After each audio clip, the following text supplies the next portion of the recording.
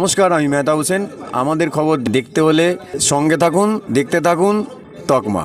Thank you so much, এবং খুব ভালো কাজ করো তোমরা, আমার উইশ থাকলো। Thank you. নমস্কার, বেঙ্গল অবস্টেট্রিক অ্যান্ড গাইনোকোলজিক্যাল সোসাইটির পক্ষ থেকে আপনাদেরকে আমি স্বাগত জানাচ্ছি। And thank you so much for taking your time out to attend this press briefing,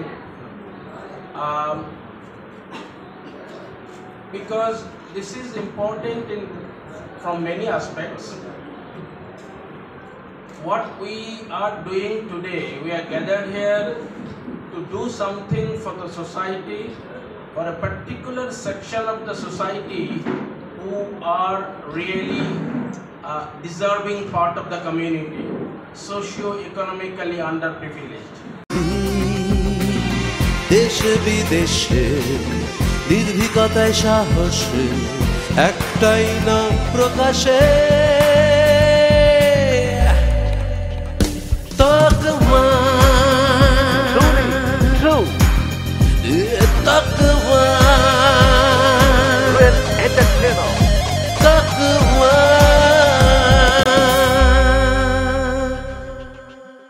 জানুন, জানাতে থাকুন। দর্শকদের জন্য একটা অনুরোধ, আরও গুরুত্বপূর্ণ সংবাদ দেখতে পাশে থাকা বেল আইকনটি প্রেস করে চ্যানেলটি সাবস্ক্রাইব করুন। আপনারা দেখছেন তকমা নিউজ, খবরের সাথে সবার হাতে। অফকোর্স আমরা আমাদের ন্যাশনাল যে বডি আছে federation of obstetricians and gynaecologist foxy, তার সঙ্গে অ্যাফিলিয়েটেড, অ্যান্ড আমরা one of the founder societies for the national body. Bengal Obstetrics and Gynecological Society is one of the most vibrant obstetric and gynecological societies in India, and it's well known for its academic activities throughout the world today. So what we have been doing over the years, for last 89 years, the main part of our activities were academic. We were organizing seminars, workshops, conferences for the doctors, for the gynecologists who can go to the community and serve. So that was our main approach throughout the year. Side by side, আমরা যেটা করছিলাম, আমরা কিছু health awareness program করছিলাম, reaching out to the community, making them aware about the benefits of different health tests or taking measure for their health, etc. Recently, from last year or year before, আমরা কিছু positive initiative নিতে শুরু করেছিলাম, এবং তার মধ্যে distributing iron tablet, anemia screening, as well as HPV vaccination, which is vaccination for cervical cancer. And why we are thinking about giving maximum importance to the health initiative, this slide tells everything about that. The commonest cancer of Indian women is breast cancer, and in fact in 2022 about 1 lakh women died of breast cancer in India. The next is cervical cancer. The cervical cancer, the second most cancer for Indian women. One woman in India is dying of this disease in every 8 minutes. So by that time, if we finish this press brief, there will be at least 5 to 6 women are already dead because of the disease. And this is a preventable disease, cervical cancer. 57% of the Indian women suffer from anemia, and that anemia contributes to their health because they have to maintain their family, they have to look after their kids, they have to do the regular family management, etc. And of course, many women are working. So anemia had to be addressed, and we are doing that. And another thing, most of us were not aware that when women reaches their 50s and achieve menopause, then it's not only cessation of period, it also has got negative impact on bone health. So thinning of bone, which in medical term osteoporosis, 46 billion postmenopausal women in India are affected by osteoporosis. So it's a huge number.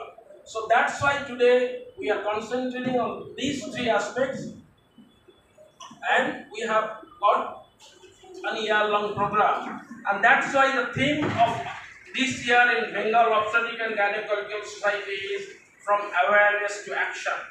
Because we have had enough awareness, but we need to work now. We need to reach out to the community. We need to help them directly. And we want to provide them their required test free of cost. We have to provide them the vaccination, etc. So, in next 1 year, we are proposing to cover all these areas.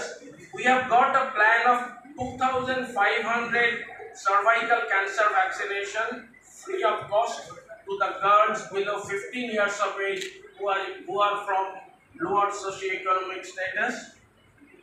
The first time by any organization is going out to different corner of the state and doing free cervical cancer detection test by something called HPV DNA test. And HPV DNA test is the most effective test worldwide, and my friend Ronaji will support that. That is the modern way to detect cervical cancer. যেটা আমরা different আজ যেমন এখানে পড়ছি different স্কুলে different সোসাইটিতে গিয়ে আমরা করছিলাম জানানোর জন্য যে হেলথ টেস্টের কি দরকার, কি টেস্ট তোমাদের করতে হবে এবং কি ভ্যাকসিনেশন পাওয়া যায় সেই গুড হেলথের জন্য। এবছর আমরা যেটা শুরু করছি, আমরা অ্যাডিশনালি ব্রেস্ট ক্যান্সার ডিটেকশন করছি যাতে ব্রেস্ট ক্যান্সার খুব আর্লি স্টেজে ধরা যায়। সার্ভাইকাল ক্যান্সার যেটা আমাদের দেশের মহিলাদের দ্বিতীয়তম প্রধান ক্যান্সার, সেই ক্যান্সারটা ডিটেক্ট করার জন্য আমরা তাদেরও টেস্ট করছি। শুধু তাই না, সেই ক্যান্সারটাকে প্রিভেন্ট করার জন্য আমরা যে ভ্যাকসিনেশন পাওয়া যায় সেই ভ্যাকসিনেশনটা আমরা ফ্রি অফ কস্ট দিচ্ছি। এছাড়া অ্যানিমিয়া স্ক্রিনিং করছি আমরা অস্টিওপোরোসিস বলে যে রোগটা আমাদের দেশের এবং শুধু আমাদের দেশের না, মহিলাদের মেনোপজ হওয়ার সময় অ্যারাউন্ড 50+ বয়সে হয়। সেই অস্টিওপোরোসিস মানে হাড়গুলো যেখানে পাতলা হয়ে যায় এবং ভঙ্গুর হয়ে যায়, তো সেগুলো ডিটেক্ট করার জন্য টেস্ট করছি। তাছাড়াও আমরা থ্যালাসেমিয়া টেস্ট করব। থ্যালাসেমিয়ার ইম্পর্টেন্টটা হচ্ছে যদি থ্যালাসেমিয়া বিয়ের আগে স্ক্রিন করে ডিটেক্ট করা যায়, তখন আমরা তাদেরকে অ্যাডভাইস করতে পারি যে তাদের উড বি পার্টনারকেও থ্যালাসেমিয়া টেস্ট করতে হবে, যাতে একসঙ্গে বিয়ে করলে বাচ্চাগুলো থ্যালাসেমিয়া না হয়। সেই জন্য থ্যালাসেমিয়া স্ক্রিনিং করছি। আমরা এমনিতেই যারা প্রসূতি মায়েদের সবাইকে আমরা থ্যালাসেমিয়া স্ক্রিনিং করি, এবং সেখানে যদি কোনো বাচ্চার থ্যালাসেমিয়া বেরোয় তার জন্যে আমাদের টেস্ট অ্যাভেলেবেল আছে। তো সেটাও একটা পার্ট, সেটা অবশ্য আমরা বিওজিএস থেকে এই মুহূর্তে কনসেন্ট্রেট করছি না, সেটা রোটারি ক্লাব করছে, কিন্তু আমরা থ্যালাসেমিয়া স্ক্রিনিং করছি। আমরা আয়রন ক্যালসিয়াম ট্যাবলেট ডিস্ট্রিবিউট করছি, এবং আমরা শুধু কলকাতার মধ্যে এটাকে সীমাবদ্ধ রাখছি না, আমরা গ্রামে গঞ্জে বিভিন্ন জায়গায় বিভিন্ন সোসাইটিতে বিভিন্ন স্কুলে কলকাতার বাইরে যেখানে economically poor section of the community আছে সেখানে জিনিসটাকে নিয়ে যাচ্ছি।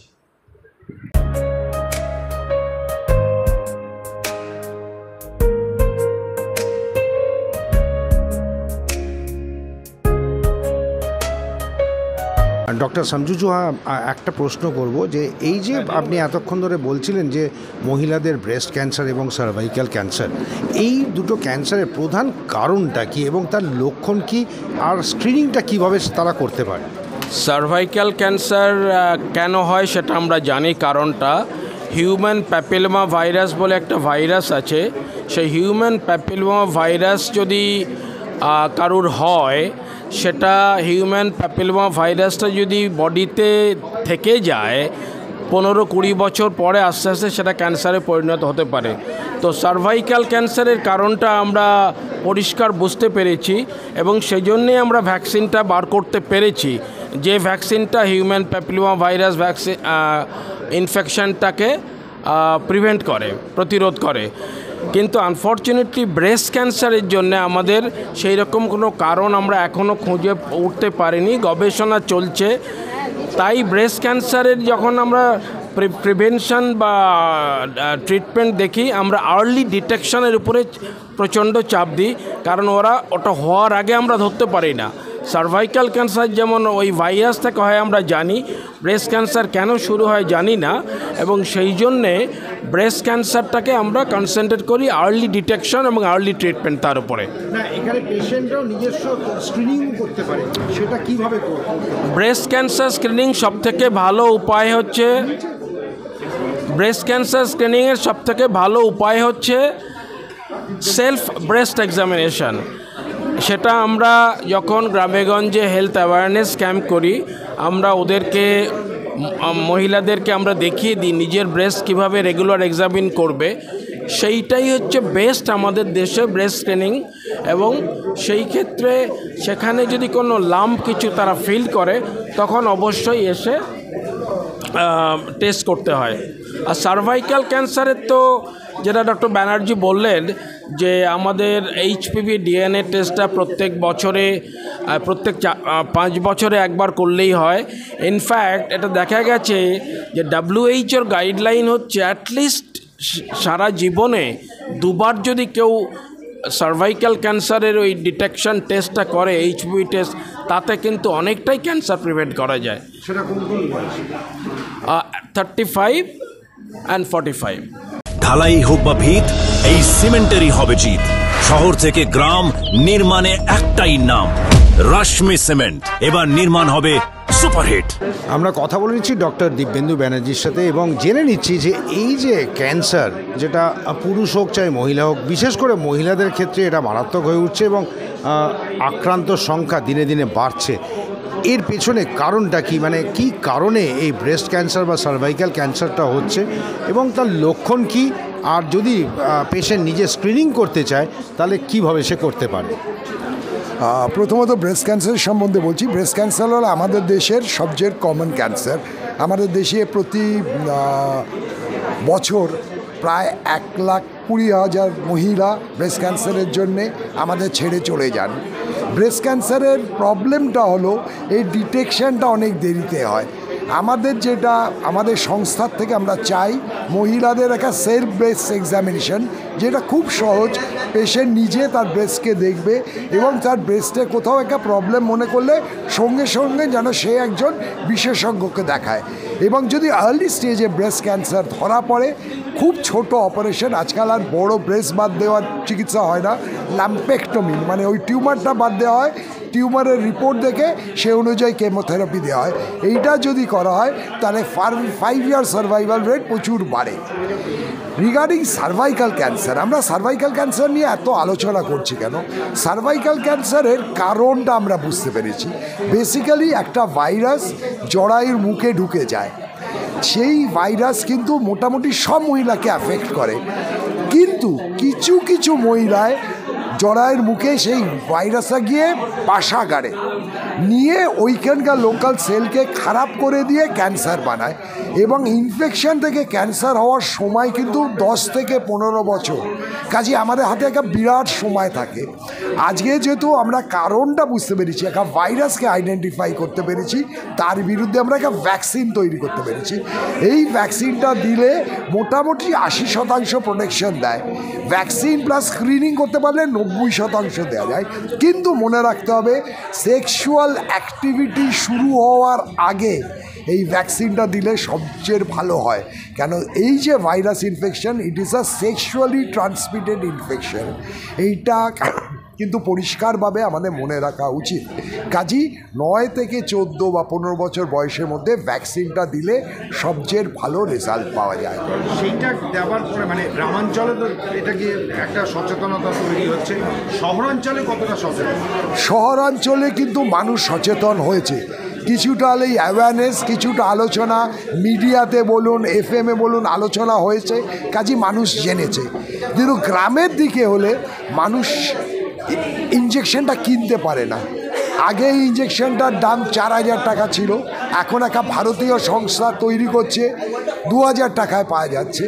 কিন্তু এইটা যতক্ষণ না সরকার সবাইকে দিচ্ছে এবং এটা দেওয়া সম্ভব।